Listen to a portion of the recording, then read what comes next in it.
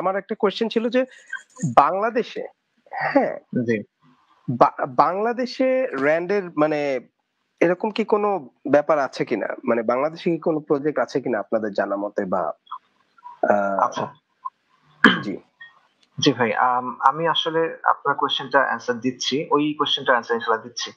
But তার আগে আমি আরেকটা জিনিস বলে নিই, সেটা হলো শিওর। বেসিক্যালি এই কথাটা যখন বলা হয় তখন দুটা বিষয় আসে, যে মানে বেসিক্যালি এটার ভ্যালিডিটি কোয়েশ্চেন করা হয়, যে এটা কথা হলো সত্যটা প্রমাণ কি, বা ইভেন এরকম বলা হয় যে ধরো এটা একটা রিপোর্ট জাস্ট, ওকে ফাইন, তারা রিপোর্ট করছে, কিন্তু এই রিপোর্ট যে গৃহীত হয়েছে এটার প্রমাণ কি। সো আমি এখানে একটু শর্ট করে বলি, তারপর আমি বাংলাদেশের বিষয়টা বলতেছি ইনশাআল্লাহ। ওকে তো ওকে ল্যান্ডের রিপোর্ট যে গৃহীত হয়েছে বা টু সাম এক্সটেন্ট এটা আমেরিকা বাস্তবায়ন করতেছে, এটা বেশ অনেকগুলো প্রমাণ আছে। প্রথম প্রমাণ হলো র্যান্ডের ব্যাকগ্রাউন্ড, রাইট? সো র্যান্ডের ব্যাকগ্রাউন্ড থেকে আপনার একটু ক্লিয়ার হওয়ার কথা যে তারা খুব স্পেসিফিক ধরনের কাজ করে এবং তারা ইউএস গভর্নমেন্টের খুব কাছাকাছি থেকে কাজ করে।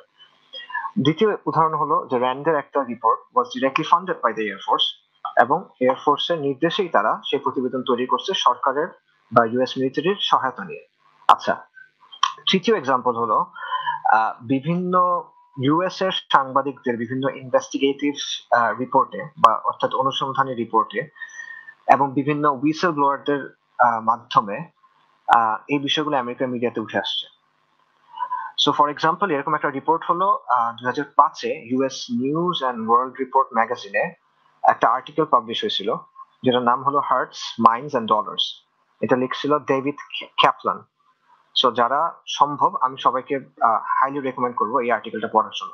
এবং এই আর্টিকেলটা 4 মাসের ইনভেস্টিগেশনের পরে তৈরি করা হয়েছিল, 100-এর বেশি ইন্টারভিউ পর তৈরি করা, এবং বিভিন্ন গভর্নমেন্ট এজেন্সির মধ্য থেকে যারা হুইসেল ব্লোয়ার বা লিকার, তাদের কাছ থেকে ইনফরমেশন নিয়ে এবং তাদের দেওয়া বিভিন্ন ইন্টারনাল মেমো স্টাডি করে তারপরে রিপোর্টটা তৈরি করা হয়েছিল। এবং সেই রিপোর্টে এই বিষয়গুলা এক্স্যাক্টলি ভাবে উঠে আসছে যে আমেরিকা 2001-এর পরে বেশ অনেকদিন ধরে চেষ্টা করতেছিল ইসলামকে বদলায় দেওয়ার বেসিক্যালি, এবং এখন তারা একটা বিশাল পলিটিক্যাল ওয়ারফেয়ার ক্যাম্পেইন শুরু করছে, অর্থাৎ তারা বিশ্বজুড়ে ইসলামের ব্যাখ্যা বদলায় দেওয়ার জন্য বা আমেরিকার পছন্দের একটা ব্যাখ্যা প্রচারের জন্য একটা বিশাল পলিটিক্যাল ওয়ারফেয়ার ক্যাম্পেইন শুরু করছে, যেটা সমান কোনো কিছু কোল্ড ওয়ারের পর আর হয় নাই। এবং এই জন্য আমেরিকা স্পেসিফিক্যালি তাদের গভর্নমেন্টের 3টা অংশকে ইউজ করতেছে, নট নেসেসারি গভর্নমেন্টের, বা 3টা প্রতিষ্ঠানকে ইউজ করছে। একটা হলো স্টেট ডিপার্টমেন্ট, একটা হলো সিআইএ, আর একটা হলো ইউএসএইড, রাইট? ইউএসএইড নিশ্চয়ই অনেকে চেনেন, বাংলাদেশ অনেক কাজ টাজ করে, সব জায়গাতেই করে। সো এই রিপোর্টে এরকম অনেক ইনফরমেশন উঠে আসছে, এবং আমেরিকা এটার জন্য 2 হাতে টাকা খরচ করতেছে, মিলিয়নস অফ ডলার্স খরচ করতেছে। বিভিন্ন দেশে তারা থিঙ্ক ট্যাঙ্ক, মিডিয়া এবং এনজিওর পেছনে টাকা খরচ করতেছে, যার উদ্দেশ্য হলো ইসলামকে বদলায় দেওয়া,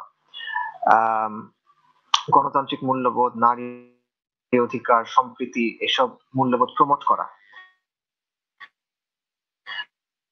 জি কমপক্ষে করছে মুসলিম স্কুল, মুসলিম থিঙ্ক ট্যাঙ্ক, কর্মশালা, পাঠচক্র ইত্যাদির জন্য টাকা দিচ্ছে।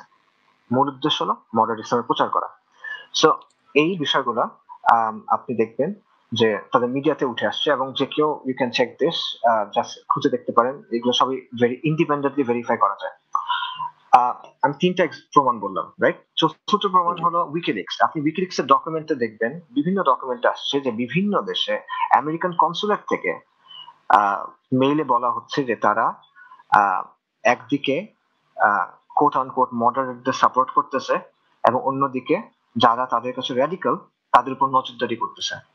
সো ফর এক্সাম্পল আমি বেশিক্ষণ খুঁজতে পারি নাই, বাট আমি নিজে দেখলাম যে Brazil, Indonesia, Ireland, Italy, Malaysia, সব বিভিন্ন দেশের কথা এখানে আসছে, যে এসব দেশে সরাসরি আমেরিকান কনসুলেট থেকে তারা বিভিন্ন মিটিং অ্যারেঞ্জ করতেছে, নেটওয়ার্কিং করাচ্ছে, অথবা নজরদারি করতেছে, অথবা ট্রেনিং করার জন্য বিভিন্ন যে নেটওয়ার্কিং মিটিং হচ্ছে সেখান থেকে মানুষ সিলেক্ট করা হচ্ছে ট্রেনিং এর জন্য। সো এটা হলো আরেকটা এক্সাম্পল। আপনারা উইকিলিক্স, মডারেট মুসলিম বা মডারেট ইসলাম বিবাদী খোঁজাখুঁজি করে একটু সময় দিতে হবে, তাহলে ইনশাল্লাহ এরকম অনেক কিছু পাবেন। এবং সবচেয়ে লাস্ট যে প্রমাণটা হলো সেটা হলো বাস্তবতা, আপনি আপনার চারপাশে তাকায় দেখেন কি অবস্থা এখন। র্যান্ডেল লিস্টে যেসব বৈশিষ্ট্যের কথা আসছে সেগুলো কিন্তু কোনোভাবে মেইন স্ট্রিম ইসলামের অংশ না, কখনো ছিল না। ইভেন গণতন্ত্রের ব্যাপারটা যেটা, গণতন্ত্র যারা একসেপ্ট করে নিছে তারাও কিন্তু অনেক শর্ত দিয়ে মানছিল এটা, যে এটা আমরা বাধ্য হয়ে করতেছি, এটা অপারগতার কারণে করতেছি, এটা আমরা একটা অনেক শর্ত দিয়ে মানতেছি, আমরা গণতন্ত্রকে একটা নির্দিষ্ট অর্থে নিচ্ছি, এভাবে বলে তারা মানছে। কিন্তু আজকে আপনি দেখবেন যে র্যান্ডের বলা প্রত্যেকটা পজিশনকে ডিফেন্ড করে কোনো না কোনো আলেম বা দায়ীর আপনি কথা পাবেন যাদেরকে ট্র্যাডিশনাল বা অর্থোডক্স মনে করা হয়।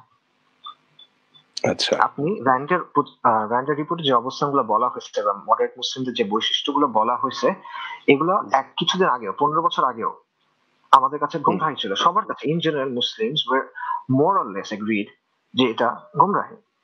কিন্তু এখন আপনি দেখবেন যে এমন আলেম বা দায়ী যাদেরকে ট্র্যাডিশনাল আলেম মনে করা হয়, তারা এগুলোর জাস্টিফিকেশন দিচ্ছে। এবং ট্র্যাডিশনাল কথাটা আমি খুব লুজলি ইউজ করতেছি, বিকজ ট্র্যাডিশনাল কথাটার অন্য অনেক অর্থ হয় যেটা হয়তো এখানে প্রযোজ্য না। বাট ইন জেনারেল যাদেরকে মনে করা হয় যে তারা অর্থোডক্স আলেম, তাদের মধ্যে অনেকেই এগুলো ডিফেন্ড করছে, বিশেষ করে পশ্চিমের এমন অনেক দায়ী আছে যারা আপনি গত 15 বছর আগের কথা বা 10 বছর আগের কথা আর আজকের কথার মধ্যে মানে কোনো মিল পাবেন না, আকাশ পাতাল ফারাক। আম, এমন অনেক অবস্থানকে ইজতিহাদ বলে চালায় দেওয়া হচ্ছে, যেটা হলো একদম মডার্নিস্টের অবস্থান, একেবারে কাট্টা মডার্নিস্টের অবস্থান। সেটাকে এখন সাপোজিটলি যারা ট্রেডিশনাল তারা জাস্টিফাই করতেছে। এবং বাংলাদেশেও আপনি দেখেন যে বাংলাদেশে আম, জামাত ইসলামের জি, যে রিফর্ম উইংটা আছে, মানে যেটা বের হয়ে গেছে, জন আকাঙ্ক্ষা বাংলাদেশ বা এবি পার্টি বা যেরকম, জি, আপনি নতুন এদের করে যেটা অবস্থান, জি, জি জি এক্স্যাক্টলি, এদের অবস্থান, এদের রেটরিক, এদের ঘরানার যারা আছে তাদের লেখা, তাদের সাইট দেখেন, অলমোস্ট 100% মিল পাবেন আপনি র্যান্ডের চেকলিস্টের সাথে। মুরতাদের শাস্তি, হুদুদ, কাদিয়ানি, আপনি ধরে ধরে মিলাবেন এবং দেখবেন কল্যাণ রাষ্ট্র, সেকুলার ফ্রেমওয়ার্ক, এভরিথিং আপনি দেখবেন যে অলমোস্ট কমপ্লিট মিলে যায়। সো ওকে, এবং এটা জাস্ট আমি একটা দলের কথা বলতেছি, এটা জাস্ট একটা এক্সাম্পল হিসেবে, there are other people as well। এবং সবচেয়ে ভয়ঙ্কর যেটা আমার কাছে পার্সোনালি যেটা মনে হয় সবচেয়ে বিপজ্জনক যে বিষয়টা, সেটা হলো জেনারেল লাইনের লোকজনের কথা আমি কিছু বললামই না, এটা আসলে মানে যারা সেকুলার হুম, লাইন থেকে আসি আমরা, তাদের হুম, উপর এগুলোর প্রভাব আসলে খুবই বেশি, এবং আমরা আসি আসলে ওরকম একটা চিন্তা ভাবনা নিয়ে। সো true, তাদের কথা আমি আলাদা করে কিছু বললামই না। এবং যে সেকুলার লাইন থেকে যারা আসে তারা মূলত ওয়েস্টার্ন দায়ী বা সলারদের কথাই শোনে, সো এগুলো আরো বাড়ে তখন। কিন্তু আপনি এখন যেটা হচ্ছে যে স্লোলি বাট শিওরলি আলিয়া এবং কওমি মাদ্রাসা থেকে এমন অনেকে উঠে আসতেছে বা এমন অনেকে তৈরি হচ্ছে যারা এই ধরনের চিন্তা দ্বারা প্রভাবিত, এবং যারা মডারেট অবস্থানগুলা বুঝে না বুঝে গ্রহণ করতেছে এবং এগুলোর জি। ইসলামী জাস্টিফিকেশন দেওয়ার চেষ্টা করতেছে।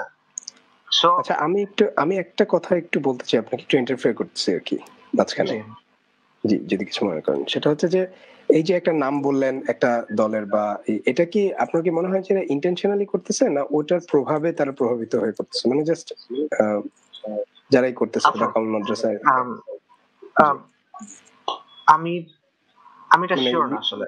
ওকে, এবং আমার মতে ওকে। এটা আসলে ইম্পর্টেন্ট না যে তারা কি এটা জেনে হুম, বুঝে করতেছে নাকি তারা না বুঝে করতেছে, because at the end of the day একটা মানুষ বা একটা দল বা কেউ, সে দালাল না এটা আসলে আমার মাথা ব্যথা না, সে যা ইচ্ছা করুক এটা তার ব্যাপার।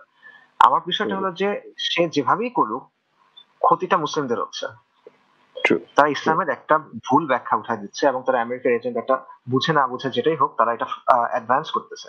সমস্যাটা এই জায়গায়, সে রাইট, এটা এমন হতেই পারে যে তারা না বুঝে করতেছে, অথবা এমন হইতে পারে যেটা মিক্স, কেউ বুঝে করতেছে কেউ না বুঝে করতেছে।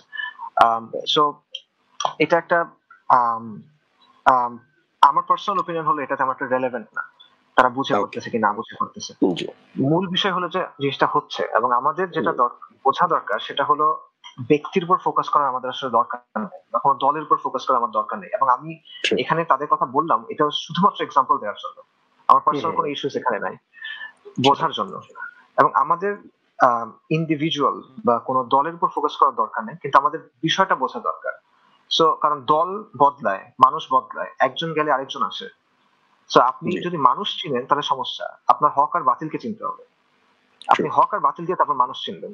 উল্টাটা না।